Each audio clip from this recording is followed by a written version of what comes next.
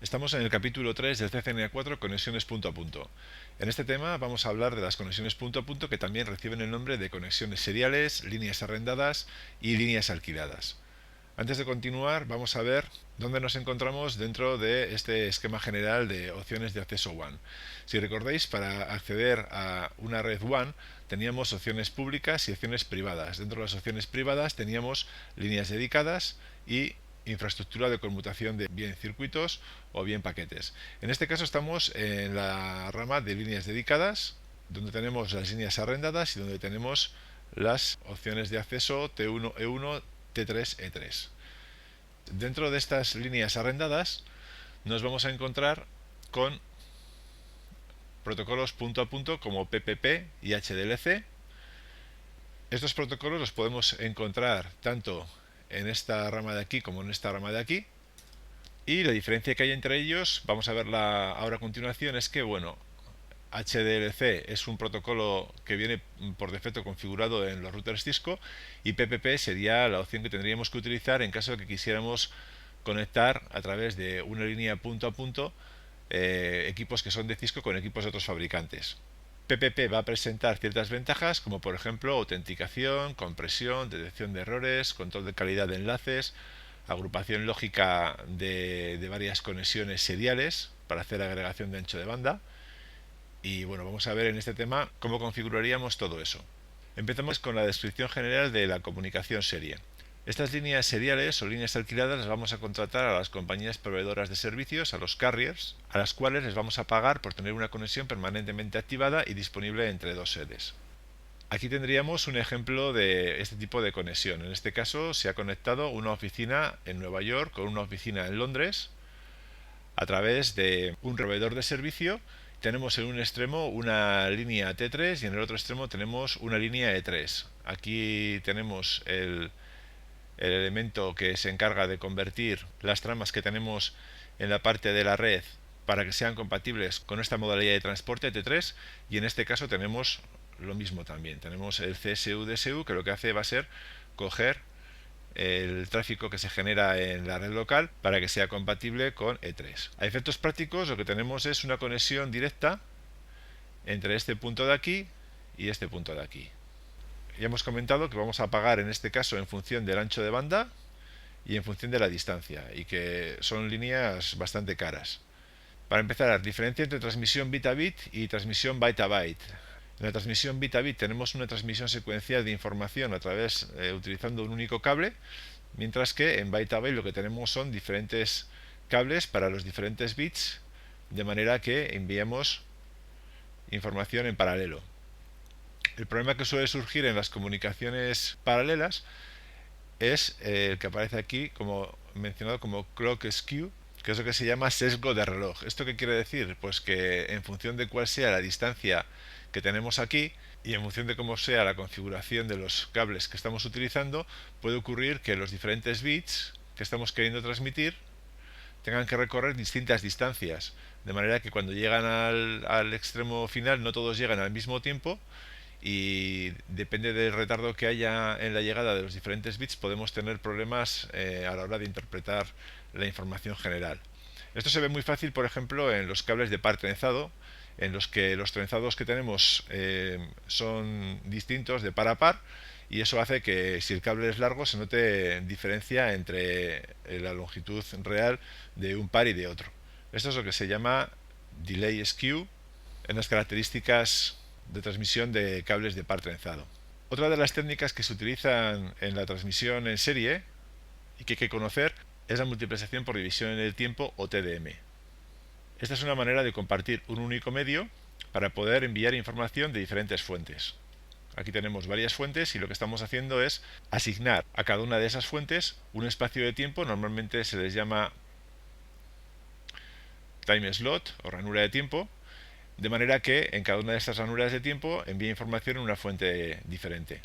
Al final, si aquí tenemos velocidades, por ejemplo, de 100 megabits por segundo, 100 megabits por segundo y 100 megabits por segundo, aquí tendremos un flujo de 300 megabits por segundo. De modo que todas las fuentes pueden enviar información con igualdad de oportunidades. Puede ocurrir que todas las fuentes no tengan la misma necesidad de transmitir información, y para eso lo que se hace es utilizar una variante de TDM que es STDM. En este caso lo que hacemos es poder decidir cuáles van a ser los slots que van a ser asignados a diferentes fuentes en función de la información que tengan que transmitir. Si por ejemplo este servidor de aquí no tiene nada que transmitir en un momento determinado, no tiene sentido que se le asigne un slot para que no vaya información. Y si en un momento determinado esta cámara tiene más información que transmitir que el resto de fuentes, pues lo que podemos hacer es asignarle, por ejemplo, 2 slots seguidos de manera que podamos dar servicio a sus necesidades. Esta es la diferencia entre TDM y STDM.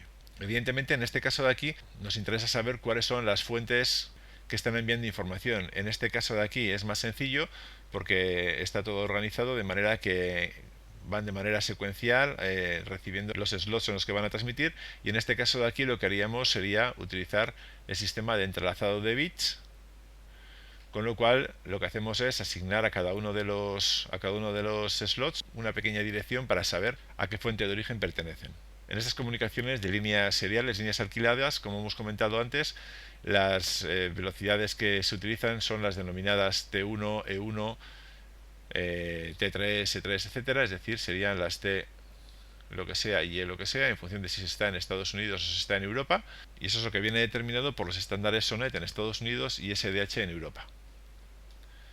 En cuanto a los DCEs y los DTEs, tenemos que tener claro que al final lo que hacemos con una línea alquilada de este estilo es unir un DCE con otro DCE, utilizando en el medio la infraestructura que nos proporciona el proveedor. Aquí de lo que se está hablando es de cómo conectamos el DCE con el DTE. Esta conexión de aquí, ¿cómo la hacemos?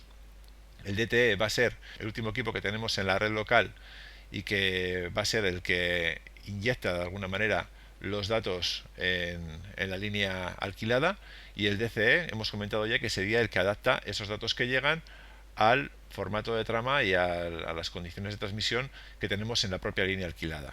El DTE suele ser un router, aunque también puede ser cualquier equipo terminal, como puede ser una computadora, una impresora, una máquina de fax, cualquier elemento que tengamos en la red que esté generando datos que luego queramos transmitir a través de la línea alquilada, mientras que el DCE suele ser un módem o una CSU-DSU. A fin de cuentas va a ser el elemento que hace la conversión de la información que llega desde la parte de la red local y lo adapta al formato adecuado para ser transmitido por la línea alquilada. La conexión entre el DTE y el DCE tradicionalmente se ha hecho utilizando el estándar RS232. De esta manera podemos conectar también dos ordenadores directamente siempre que tengamos un puerto serie. La forma de conectarlo sería utilizando lo que se denomina un null modem, que no es más que una conexión de este estilo. Tendríamos un conector con los 9 pines del DB9, otro conector en el otro extremo con otro DB9, y lo que tenemos aquí es lo que se define en la capa física del modelo OSI. Tenemos las especificaciones funcionales, eléctricas y mecánicas. Las especificaciones mecánicas serían cómo son los conectores, las especificaciones funcionales serían cuál es la función de cada uno de estos pines que tenemos aquí. Aquí vemos que de los 9 que tenemos vamos a utilizar solo 3 en cada extremo, uno el de transmisión y el de recepción, el de recepción y de transmisión, y luego las tomas de las señales de tierra para tener una referencia. De manera que lo que hacemos es simplemente conectar el pin de transmisión de uno de los extremos con el pin de recepción del otro y al revés. Y luego tenemos la conexión a tierra que nos permite tomar la referencia para las señales que vamos a transmitir. Todo esto sería dentro de la capa física de OSI, exactamente igual que lo que hemos comentado antes de TDM y STDM. Entonces, ¿cómo se realiza la conexión entre el DTE y el DCE en el entorno de los routers Cisco? Pues tenemos diferentes opciones, aquí aparecen varias de ellas. Podríamos hacer la conexión por medio de 232, por medio de 449, por medio de V35, por medio de X21 o por medio de 530. Nosotros lo que tenemos es esta opción de aquí, la V35. Tenemos que darnos cuenta de que el DCE está en la parte del proveedor de servicio. Va a ser el extremo en el que vamos a determinar, por ejemplo, el clock rate. Este clock rate lo vamos a dar en bits por segundo, de manera que si indicamos que aquí el clock rate es de 200.000, eso quiere decir que en esta conexión que tenemos aquí la velocidad va a ser de 200 kilobits por segundo y el DTE va a asumir esa velocidad. El DTE está en la parte del cliente, entonces no sería lógico que el cliente pudiera determinar cuál es la velocidad con la que va a funcionar el enlace, porque evidentemente intentaría siempre utilizar la velocidad máxima independientemente de lo que tuviera contratado. Por eso eso es algo que se controla desde la parte del proveedor de servicio. Nosotros lo que hacemos realmente, y dado que no tenemos una nube como esta que aparece aquí, lo que hacemos es simular esa conexión. Entonces tenemos por un lado un V35 hembra que se conecta en uno de los routers, y por otro lado tenemos un V35 macho que se conecta en el otro extremo. Bien, pues el V35 hembra va a ser el que va a controlar la comunicación y va a ser el que va a hacer las veces de DCE, mientras que el DTE va a ser el terminal macho. Bueno, aquí viene una pequeña explicación acerca de el tema de las velocidades que hemos comentado ya anteriormente, y luego hay una pequeña actividad relacionada con la terminología que hemos explicado.